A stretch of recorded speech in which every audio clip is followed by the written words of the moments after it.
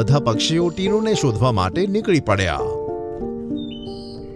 અને ગોલ્ડીએ પણ તેને શોધવા માટે ખૂબ જ મહેનત કરી.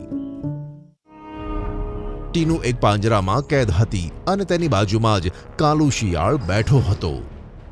શું ટીનુ, હજુ સુધી તને જંગલમાંથી કોઈ બચાવવા માટે નથી આવ્યું? તારા સારસ રાજાની સૂઝબૂઝ કામ નથી કરતી કે શું?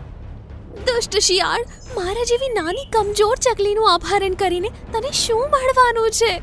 ત્યાં જ ગોલ્ડીબાજ આવ્યો અને શિયાળના માથા પર ફરવા લાગ્યો. અરે, કોણ છે આ? દુષ્ટ શિયાળ, ટીનુને છોડી દે, નહીં તો તારા ખૂબ જ ખરાબ હાલ કરીશ. એક બાજ થઈને શિયાળનો શિકાર કરીશ? સારો જોક છે.